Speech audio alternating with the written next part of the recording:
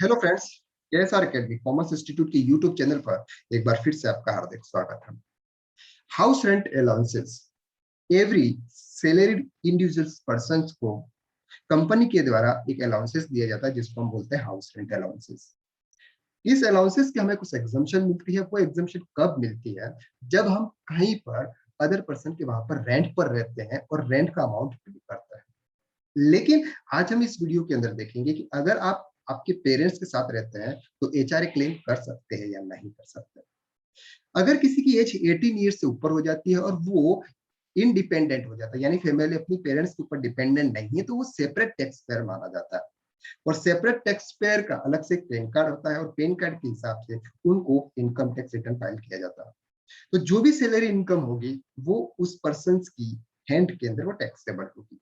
तो आज हम इस वीडियो के अंदर देख रहे हैं कि अगर एक पर्सन अपने पेरेंट्स के साथ में रहता है तो वो एचआरए क्लेम कर सकता है या नहीं कर सकता है।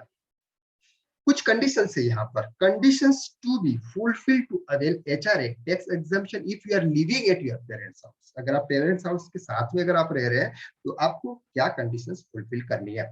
Number one, house should be in the name of the parents. आप जिस हाउस के अंदर रह रहे हैं, आप जिस हाउस के अंदर रह रहे हैं वो हाउस आपके पेरेंट्स के नाम पे होना चाहिए। सिंपल है, या तो वो मदर के नाम पे हो या फिर फादर के नाम पे हो, यानी किसी एक के नाम पे होना चाहिए। सेकंड कंडीशन है यहाँ पे, the payment of rent should be sent directly in bank account और cheque in the name of parents.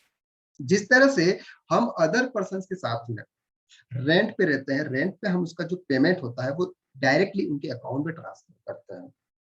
जिसी तरह से अगर आप पेरेंट्स के साथ में रहते हैं तो आपके पेरेंट्स का यानी पापा का अकाउंट या फिर मम्मी का जिस किसी अकाउंट में आपको एक फिक्स अमाउंट, एक फिक्स डेट के हिसाब से आपको ट्रांसफर करना रहता है। सिंपल एज ए लैंडलॉर्ड की तरह आपको एक सिंपल अमाउंट, जो भी अमाउंट आप डिसाइड करते हैं वो अमाउंट आपको ट्रांसफर करना रहता है एवरी मंथ पर एक फिक्स डेट पे। Number three, you need to enter into rent agreement. क्या करना है? Rent agreement with your parents. अगर हम किसी अदर पर्सन के साथ में रेंट एग्रीमेंट्स बनाते हैं, उसी तरह से आपको आपके पेरेंट्स के साथ में भी रेंट एग्रीमेंट बनाना है। पेरेंट्स के साथ में रेंट एग्रीमेंट बना देंगे तो आपके वहां पर आप रेंटेड पर्सन हो जाएंगे और रेंटेड पर्सन के साथ में आप यहाँ पर उनका रेंट भी एवरी मंथली आप पे कर रहे हैं और एक फिक्स अमाउंट आप पे कर रहे हैं। Number four, the rental income will be included in the total income of your parents. Means आप जो रेंट का अमाउंट पे कर रहे हो वो आपके पेरेंट्स की जो टोटल इनकम होगी, आपके पेरेंट्स जो इनकम टैक्स रिटर्न फाइल करेंगे उनकी जो इनकम होगी उस इनकम में ये रेंटल इनकम भी इंक्लूड होनी चाहिए। यानी कि अगर आप टैक्स पे नहीं कर रहे हैं तो यहाँ पर आपकी पेरेंट्स आप इसका टैक्स पे करेंगे। अगर वो एग्जम्पशन लिमिट्स के नीचे है तो टैक्स पे करने की जरूरत नहीं है, अगर वो इसके ऊपर है तो उनको भी इस रेंटल इनकम के ऊपर टैक्स पे करना होगा। तो ये 4 कंडीशंस आपको फुलफिल करनी होती है। नंबर वन, आपके पेरेंट्स के नाम से अगर होना चाहिए, एक फिक्स अमाउंट आप आपके पेरेंट्स के अकाउंट में ट्रांसफर करें, एक रेंट एग्रीमेंट बना लें उनके साथ में, और ये इनकम आप जो ट्रांसफर कर रहे हैं वो आपकी फैमिली यानी कि आपके मम्मी पापा की हैंड्स के अंदर टैक्सेबल होना चाहिए।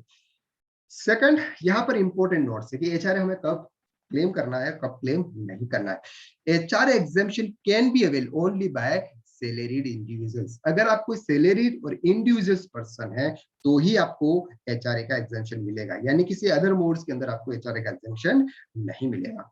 Second, HRA can not be claim if the house is in the name of spouse because as per the income tax act the husband and wife live together। यानी कि अगर आप आपकी वाइफ के साथ रह रहे हैं या फिर अगर आप आपके हस्बैंड के साथ रह रहे हैं, और अगर आप हस्बैंड के साथ रह रहे हैं और घर आपकी वाइफ के नाम से है या हस्बैंड के नाम से है, दोनों इंटरचेंज है, लेकिन इसका भी आपको एचआरए क्लेम आप नहीं कर सकते क्योंकि इनकम टैक्स डिपार्टमेंट ये माना गया है कि ये दोनों साथ में ही रहते हैं। सिंपल है, आपको इसका एचआरए का क्लेम नहीं मिलेगा। Number three, HRA is not available under the new tax regime. यहाँ पर एक ओल्ड टैक्स रिजाइम है और एक न्यू टैक्स रिजाइम है, यानी कि आप एक ओल्ड टैक्स स्लैब रेट के हिसाब से टैक्स पे कर सकते हैं और एक न्यू टैक्स स्लैब रेट के हिसाब से टैक्स पे कर सकते हैं। लेकिन अगर आप न्यू टैक्स स्लैब के हिसाब से टैक्स पे कर रहे हैं तो आप एचआरए का क्लेम नहीं कर सकते। यानी कि सिंपल सी चीज है, अगर आपको एचआरए मिल भी रहा है ये फुली आपके लिए टैक्सेबल हो जाएगा। And number four, you can claim both HRA and home loan deduction of ₹1,05,000 against principal repayment and 2 lakh against interest paid if you are staying in a different city due to job posting. Simple मतलब है कि आपके पास में एक house है, आपके पास में एक हाउस है जो आपने परचेज किया हुआ है, इसके ऊपर आपने लोन लिया हुआ है, लोन पे आप प्रिंसिपल अमाउंट भी पे कर रहे हैं और साथ में आप इंटरेस्ट भी पे कर रहे हैं, ठीक है। और आप किसी अदर सिटी के अंदर, कैसे आप अदर सिटी के अंदर आप रेंट पर रह रहे हैं, तो वहां पर आप रेंट पे कर रहे हैं, तो साथ में उसका आप क्लेम कर सकते हैं एचआरए। साथ में यहाँ पर आप जो इसका प्रिंसिपल अमाउंट पे कर रहे हैं और इंटरेस्ट का जो अमाउंट पे कर रहे हैं उसका भी क्लेम ले सकते हैं। तो principal amount up to 1.5 lakh section 80C के अंदर ले सकते हैं और इंटरेस्ट अप टू 2 लाख पर annually 20 section 24B of house property section के अंदर में आप ये क्लेम कर सकते हैं, इसका डिडक्शन आप ले सकते हैं।